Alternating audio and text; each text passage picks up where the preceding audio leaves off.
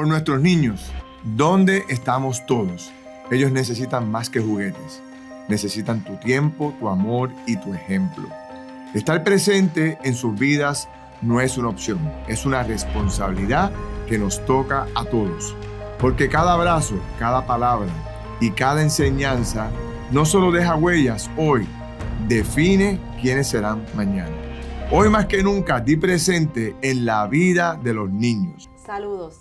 Continuamos hoy con la conversación de toda esta campaña y los padres donde están para seguir concientizando sobre los esfuerzos que estamos haciendo y todos nuestros colaboradores que han dado de su tiempo y de su conocimiento para que tengamos una mejor sociedad.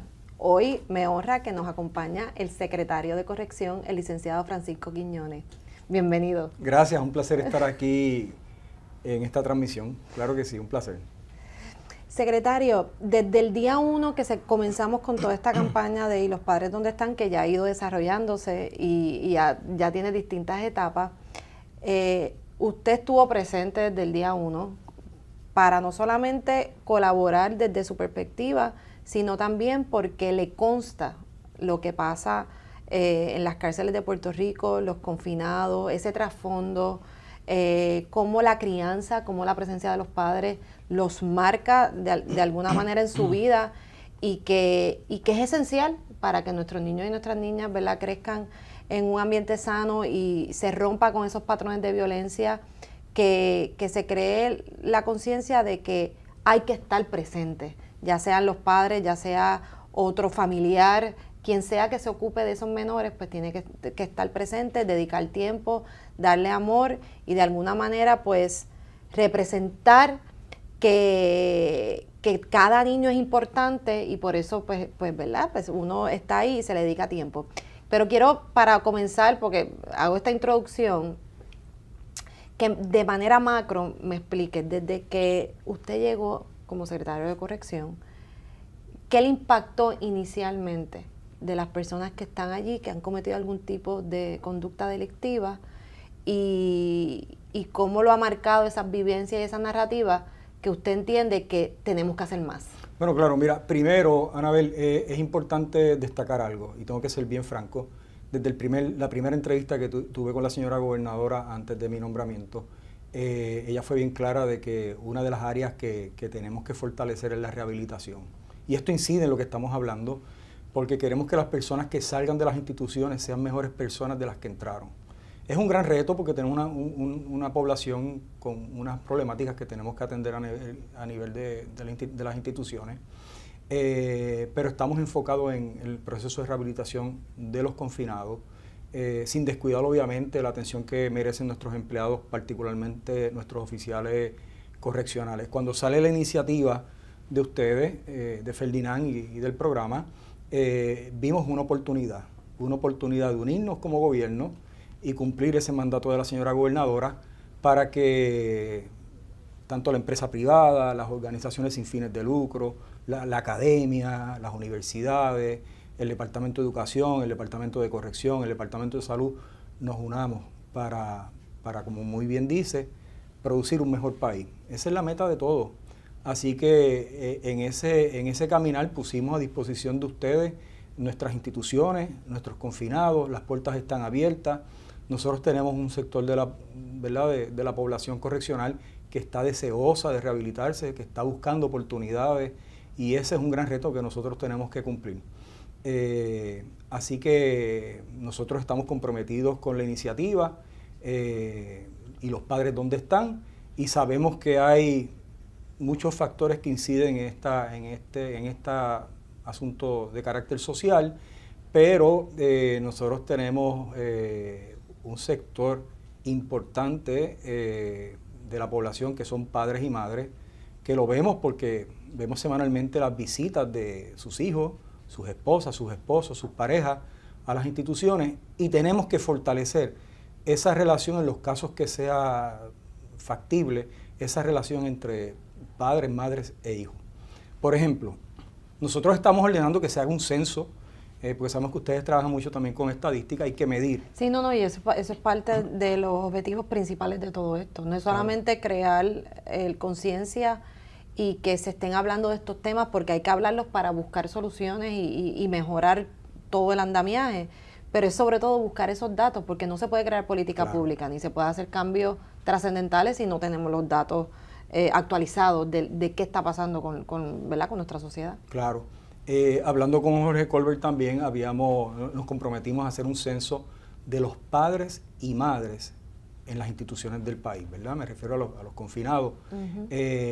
Identificar esos padres y madres que muy bien se pueden relacionar de alguna manera con sus hijos e hijas y hacer espacios para que eso se haga realidad. Tenemos en mente, y ayer estuvimos visitando la institución de mujeres, hay unos espacios allí que tenemos que rescatar, que precisamente lo que buscan es que las madres que están en esa institución puedan compartir con sus hijos y sus hijas dentro de las visitas, en un espacio que sea que no sea una mesa y una silla, sino que sea un espacio más dirigido hacia la niñez. Y eso me imagino que es para que aun cuando están en la cárcel puedan tener contacto y algún tipo de presencia en la vida de sus hijos. Y el apoyo familiar es súper importante, así que nosotros estamos brindando el apoyo a través de nuestros sociales, nuestro personal, pero esas visitas son importantes, esa esperanza de regresar a la libre comunidad y encontrarse nuevamente con su familia es súper importante. Así que el hecho de que las personas estén en las instituciones no los deja de hacer, ¿verdad? Siguen siendo padres, siguen siendo madres, y nosotros tenemos que fortalecer en los casos que sea posible esa relación.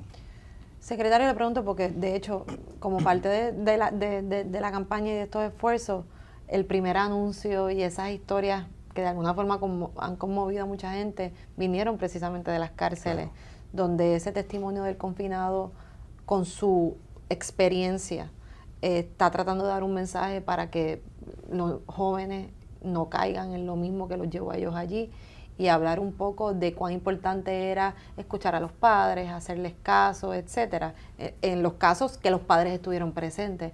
Pero quiero que un poco me hable precisamente de qué ha visto como elementos comunes de muchos de los que desafortunadamente están en las cárceles por acciones, ¿verdad?, que hayan cometido. ¿Cómo impactó su entorno social, su entorno familiar? Un poco para contextualizar, o sea, de dónde estamos parados para entonces de ahí salir, ¿verdad?, a buscar soluciones. Nosotros tenemos confinados y confinadas que tristemente no reciben visita. Existe esa realidad. Tenemos confinados que entran al sistema, adultos que nunca habían visitado un médico. Así que eso un poco nos deja ver situaciones de carácter social, ¿verdad?, que no justifican, pero que tienen que analizarse a la hora de evaluar por qué algunas personas delinquen y otras no. Así que nosotros tenemos ese reto de identificar las áreas de necesidad de la población correccional, proveerle los servicios, y como fue el compromiso que hicimos con la gobernadora de proveerle, fortalecer los programas que existían, ¿verdad?, porque es que hay programas que cuando llegamos estaban en funcionamiento, y lo que funciona, pues lo vamos a fortalecer. Y a la misma vez, pues, traer iniciativas nuevas. Y eso es lo que estamos enfocados. La iniciativa de los padres donde están, pues también nos ha movido a nosotros, porque ciertamente nos obliga a mirar ese factor humano de personas que por la razón que sea están ingresadas a una institución, pero que algunos de ellos, ¿verdad?, tienen sus padres que los han apoyado, son los menos. Pero la historia que estaban narrando de Ramses, que es de Bayamón 308, que es el Instituto de Bellas Artes y Estudios Universitarios, que ahí es que están los que hacen teatro, los que hacen artesanía, la banda de confinados, Canción de Libertad. Ramses viene de esa institución, y la historia de él, que fue parte de lo que ustedes divulgaron en el video, refleja una triste realidad. Él no tuvo ese apoyo familiar, y ahora pues está encaminando, ¿verdad?, tratando de rehacer sus pasos. Ya es un hombre adulto, y nosotros tenemos que darle ese apoyo a la población, pero sin descuidar que nosotros también tenemos oficiales en las instituciones que son padres y madres. Y estamos mirando también, queremos fortalecer, tenemos oficiales, por ejemplo, cómo trabajamos el caso de una compañera oficial, madre soltera, que tiene tal vez 2 niños pequeños, cómo nosotros hacemos los ajustes para que ella no descuide, ¿verdad?, sus responsabilidades como madre, versus tal vez otros compañeros que tienen más apoyo, que tienen una familia extensa, una cadena de apoyo. Y nosotros hacemos acomodos razonables cuando se nos pide a los compañeros y compañeras que trabajan en las instituciones. Así que el asunto, nosotros como institución, es fortalecer la familia. Tanto, ¿verdad?, de las personas que están ingresadas en las instituciones como de nuestros empleados.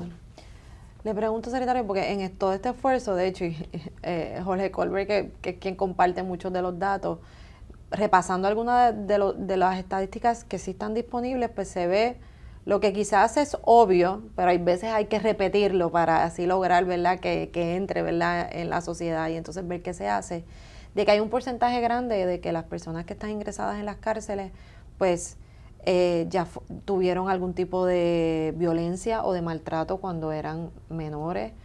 Muchos fueron criados por la madre o la abuela de manera, ¿verdad?, sola, no tuvieron a los padres presentes en su vida. Muchos fueron desertores escolares. Sé que hay algunos que no les gusta este término, pero no terminaron, ¿verdad?, sus estudios, ni siquiera, ¿verdad?, de escuela superior. Muchos vivieron en un entorno de pobreza y de falta de oportunidades. Estos son, ¿verdad?, elementos que, por lo menos de lo que se ha podido recoger, se repiten. O sea, es un porcentaje grande. Hay una mayor proporción de hombres versus mujeres. Claro. Teniendo, ¿verdad?, esos elementos como lo que por lo menos se ha podido identificar a través de los tiempos,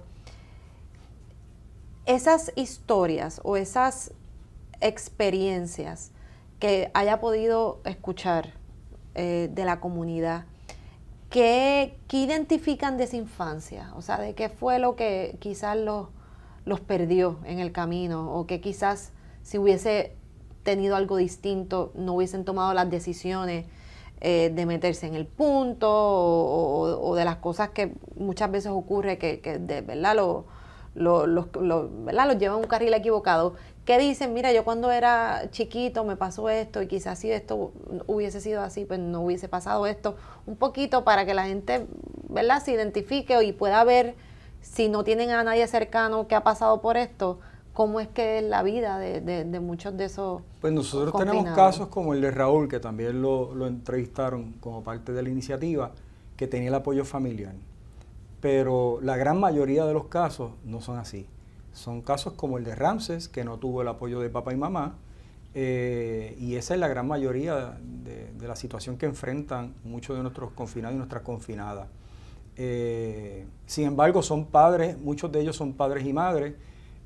Nosotros, parte de esta iniciativa, cuando estamos mirando los números y los estudios que hemos hecho, nos damos cuenta que el último estudio, o el más reciente, es del 2019. Así que hicimos un compromiso con ustedes, con el programa, con Jorge, de hacer ese estudio, actualizar ese estudio para ver la realidad de hoy, del 2025, y no quedarnos en el 2019. Así que tenemos que actualizar ese estudio y voy a adelantar que me propongo comunicarme con la Escuela de Administración Pública de la Universidad de Puerto Rico, mi alma mater. Okay. La mía también.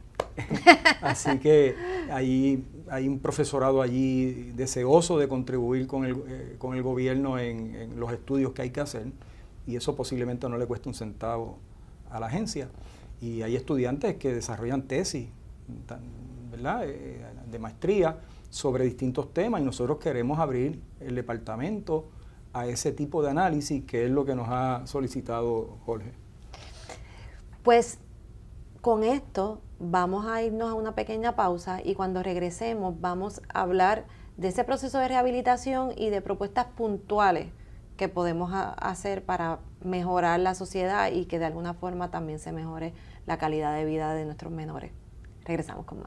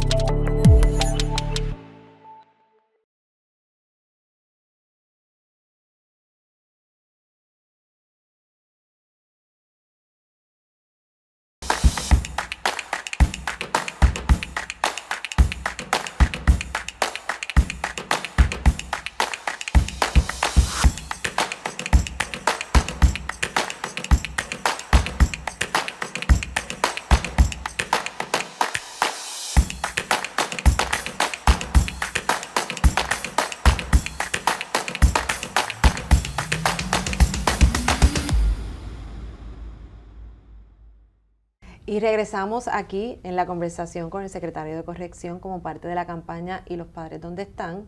Y ahora, secretario, a mí me gusta siempre traer un poco de contexto de la conversación y de por qué es importante esta campaña que trasciende quien la comenzó, de la pregunta y todo lo que tanto hemos hablado con todos los colaboradores, sino que lo que queremos es tener una información certera de cuál es la radiografía de nuestra sociedad en todos sus componentes. Usted representa pues, todo lo que tiene que ver, ¿verdad?, con las cárceles, la comunidad penal y ese trasfondo que es importante para llegar a un plan de ejecución, porque lo que nos hemos puesto como grupo en toda esta campaña es que no queremos que simplemente se quede en todos hablar de todo lo que está mal y que no hagamos, ¿verdad?, un ejercicio en equipo para tratar de cambiar las cosas o de incluir nuevas políticas públicas o nuevos esfuerzos para que del reconocimiento del problema pues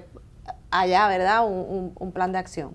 Entonces quiero en este tiempo que toquemos dos cosas. Número uno, que un poco me hable de ese proceso de rehabilitación, dónde está cuando usted llega al departamento, de qué puede identificar que se puede mejorar, o sea, para realmente lograr esa rehabilitación, porque parte de las estadísticas dicen que una vez salen a la comunidad, en ese primer año es donde hay más reincidencia de que cometan otro delito. De estos, ¿verdad?, de los números estos que Jorge Colbert ha podido recopilar. O sea que quiero que me hable que identificando esos datos, ¿qué usted cree que se puede hacer para mejorar y que realmente se logre una rehabilitación? Y después, si tiene una o dos o tres propuestas específicas de política pública que quisiera colaborar de lo que ya ha sido su experiencia en esta dirección de la campaña, pero de lo que le toca a usted y que es parte también de lo que el gobierno quiere hacer. Una de las cosas que vamos a desarrollar, aparte de, ¿verdad?, el censo de padres y madres en las instituciones, es que queremos desarrollar programas, y ya hemos tenido unas conversaciones informales, sobre paternidad responsable. Okay. Esto es algo que se da en los tribunales cuando las personas, lamentablemente, hay un divorcio. Es uno de los requisitos, ¿verdad?, tomar el curso corto que se da de paternidad o maternidad responsable. Y entonces es algo que queremos hacer, ¿verdad?, adiestrar, darle los recursos a los confinados sobre la paternidad o maternidad responsable, aún dentro del confinamiento y más aún cuando salgan de las instituciones. Pero ya el gobierno está haciendo muchas cosas, por mencionar una nada más, aunque no compete, ¿verdad?, al Departamento de Corrección. Uno de los asuntos que la señora gobernadora mencionó como parte de sus logros es la entrega de cientos de títulos de propiedad.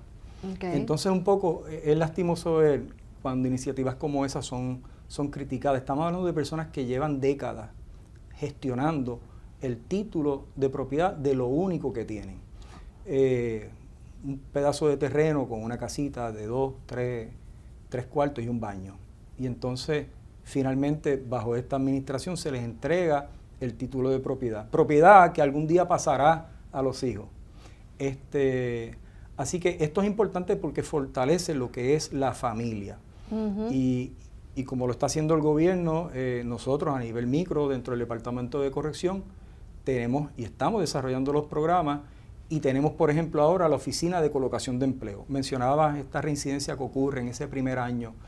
Bueno, pues si soltamos una persona porque cumplió su sentencia y no nos ocupamos de ver dónde va a trabajar o dónde va a vivir, o si tiene algún problema de uso de sustancias controladas y no lo atendemos y no lo coordinamos con AMSCA o el Departamento de Salud, pues poco hacemos.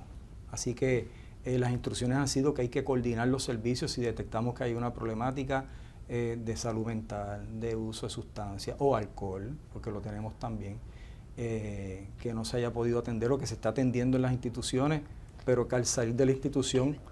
Perdón que lo interrumpa, porque sería bueno ilustrar. Actualmente, ¿qué se hace en ese primer año luego de que salen a la comunidad? ¿Hay algún tipo de programa que tienen que estar yendo luego por un periodo de tiempo o no? Antes de salir, meses antes, se hace un plan de salida. a cada confinado. Incluye dónde va a vivir, si va a trabajar, qué recursos familiares tiene, pero un poco lo que ocurría es que una vez sale... Ya se perdía contacto. Exactamente, entonces con la creación de la Oficina de Colocación de Empleo, que es un área fundamental... ¿Eso ya está funcionando o es algo que van a hacer? Es de nueva creación, es de nueva creación, va a estar funcionando ya próximamente, este mismo año, es de nueva creación. Lo que buscamos es que los confinados que estén hábiles para trabajar, ubicarlos en distintas empresas. Tenemos la empresa, por ejemplo, por decir alguna, y me perdonan los demás porque se han acercado varias empresas, de Aníbal Suárez, que trabaja con los techos, y entonces pues van a adiestrar confinados e incluso cuando salgan de las instituciones, ofrecerles un trabajo con una paga digna. Así que eso es parte de lo que estamos haciendo en el Departamento de Corrección y Rehabilitación. No, y eso me parece una gran idea. Y le pregunto, ¿qué puede identificar adicional que se pudiese hacer tanto para ese proceso de rehabilitación antes de salir como ese periodo corto luego de salir? Bueno, yo creo que es sumamente importante. Nosotros tenemos distintos programas. De lo que ha visto, ¿qué piensa que es lo más importante? Bueno, ahora le hablo la realidad es que cuando llegamos, el confinado sale cumplido y perdíamos contacto con él. Hay un sector que ciertamente no quiere, porque nos ha pasado, que quieren salir de la institución y no quiere que se comuniquen con él, pero hay otro sector que quiere trabajar, que necesita vivienda, y como decíamos, que tiene alguna situación problemática, ya sea de alcohol o sustancia. Nosotros tenemos que hacer una coordinación y darle un seguimiento. Sabemos que nuestros técnicos de servicios sociopenales están cargados de trabajo, así que ese es un área que vamos a fortalecer mediante reclutamiento, los técnicos de récord, los trabajadores sociales, los técnicos de servicios sociopenales que mencioné, para que también puedan ayudarnos en esa gestión y el ex confinado vea en el departamento una ayuda que pueda coordinar servicios con otras agencias. Ya eso lo hemos hablado, por ejemplo, con la doctora Oliver de AMSCA. Y le pregunto, y previo a la salida, mientras están cumpliendo su sentencia, ¿qué ha podido identificar que sería parte de su plan de cómo fortalecer los servicios que reciben mientras están recluidos para precisamente eso, para que logren un cambio interno, que cuando salgan sean personas de bien y no vuelvan a caer en la conducta delictiva? Y voy a hacer un comentario porque me parece que todo este programa de paternidad responsable dentro de la cárcel, creo que es un paso importante porque puede ser precisamente ese objetivo de vida. Si mientras estás en la cárcel fortaleces esos vínculos con tus hijos, pues eso puede ser lo que después diga, mira, yo no puedo volver a caer aquí porque ellos me necesitan. Y hay veces que pierden como ese contacto y entienden que ya no vale la pena para luego salir. O sea, que creo que eso es un buen, eso ya es una buena iniciativa, pero ¿qué otra cosa se puede identificar? Porque eso es como lo que todo el mundo dice, mira, es que aquí le debe a la gente, no se rehabilita. Y no hay un proceso real de rehabilitación. Y sobre todo, quiero traer otro tema porque eso, y mi experiencia como abogada, pues también me trae a hacer este punto, de que hay como unos delitos particulares que se cometen, que es como más difícil la rehabilitación. O se entiende que ese nunca se va a rehabilitar. O sea, y ahí podemos hablar agresores sexuales, claro. Personas que cometen actos de incesto y otro tipo de ese tipo de delitos, por mencionar algunos que son tan difíciles. Pero cómo también identificar la conducta que los llevó allí, porque el proceso de rehabilitación va a ser distinto según pienso yo, me dice la lógica, según la conducta que hicieron. No es lo mismo el que robó por necesidad o el que quizás mató en defensa propia, por decir un ejemplo, al que tenía una conducta repetitiva de cometer actos de agresión sexual. O sea, ¿cómo se hace, si se hace, y si no, cómo ve que pudiese mejorarse esa área? Corrección siempre ha tenido históricamente unos programas. Lo que yo vi es que son muy limitados. Se ofrecen en algunas instituciones, una cantidad de personas limitadas. ¿Y cómo se identifica en qué institución sí, en cuál no? Bueno, eso es parte de lo que trabajamos con el proveedor de servicios de salud física y mental, porque nosotros tenemos una población enorme que tiene situaciones de uso problemático de sustancias controladas y de igual manera, mucho más de la mitad, y de igual manera con algún tipo de problema de salud mental, ¿verdad? Desde leve a otros niveles. Tenemos una población también de confinados que han sido declarados no procesables por los tribunales por situaciones de salud mental. Así que hay un sector de la población sustancial que tiene un problema de fondo, ¿verdad? De salud mental, que tal vez de alguna manera incide en el problema de uso de sustancias controladas. Y en ese sentido los programas existen, pero de manera muy limitada, y lo que estamos buscando es fortalecer esos programas desde que empezamos.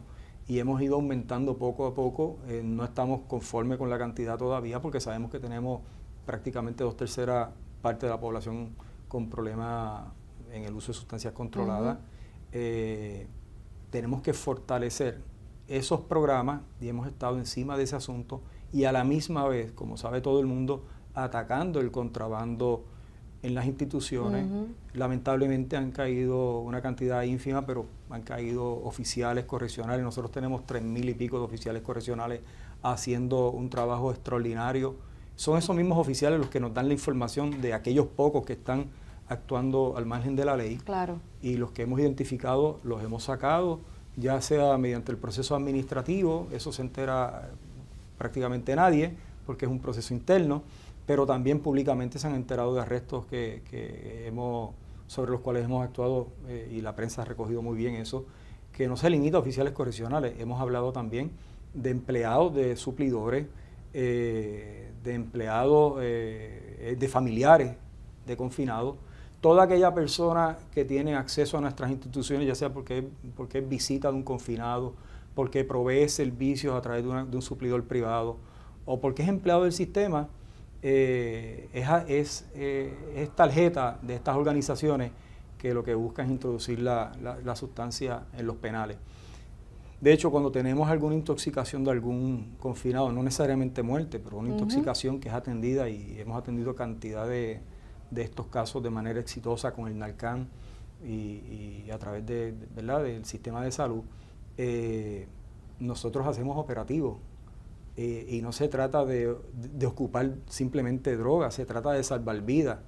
Lamentablemente, en todas las instituciones carcelarias, tanto de Puerto Rico como Estados Unidos, hay algo que está afectando muchísimo a la población correccional y a los oficiales también que entran en contacto con esta sustancia, que es el fentanilo. Claro. Y ahora el carfentanilo, que es súper poderoso.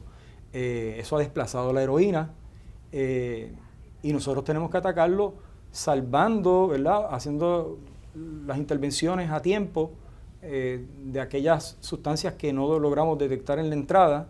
Siempre va a entrar una cantidad, tenemos que entonces hacer las intervenciones oportunas, ya sea porque recibimos información o porque vimos que hubo alguna intoxicación, para proteger la vida de esos confinados y esas confinadas y de nuestros compañeros oficiales que están en contacto y pueden entrar en contacto con esa sustancia. Así que la clave aquí es, por un lado, fortalecer enormemente. Ahí tenemos que hacer unos cambios dramáticos. Fortalecer, porque sabemos que tenemos una población enorme en el uso problemático de sustancias controladas. Fortalecer drásticamente los programas de rehabilitación y seguir atacando con las intervenciones lo que es el contrabando. Secretario, antes de concluir esta conversación, quisiera si me puede dar una reflexión final. Sabe que mucho de esta iniciativa surge luego del caso de Gabriela Nicole y cómo el pueblo pues ha estado muy triste con este asunto de menores, entre ellos mismos quitándose la vida o teniendo algún tipo ¿verdad?, de todo lo que provoca la violencia. Desde su posición, ¿qué reflexión pudiese hacer sobre ese particular? A los menores, sobre la violencia y sobre lo que está ocurriendo. Yo tuve la oportunidad de ser fiscal y juez también posteriormente. Nosotros tenemos 7,470 confinados en el sistema. De esos, 333 son mujeres, 72 son menores de edad. De esos menores, 2 son féminas. Nosotros sabemos que hay personas que y no quiero romantizar, ¿verdad? Porque el encierro, el confinamiento por sí solo es terrible. Estar en una cárcel, nosotros sí hemos divulgado que tenemos programas de rehabilitación y que tenemos confinados que hacen ornato en los municipios, que hacen artesanía y que van a las plazas públicas, pero con eso no queremos romantizar lo que es el encierro, el confinamiento, las limitaciones. Es terrible por mejor que servicios que podamos proveer, por los mejores programas que se puedan dar, nada más que estar encerrado en una institución donde uno pierde casi toda su privacidad, su intimidad, limitado a no tener acceso inmediato a sus familiares, es terrible. Así que el llamado es a que pensemos antes de actuar, que sepamos siempre que toda acción tiene una consecuencia, y apoyar a nuestros oficiales que están haciendo un gran trabajo en las instituciones, porque ellos también son padres y madres.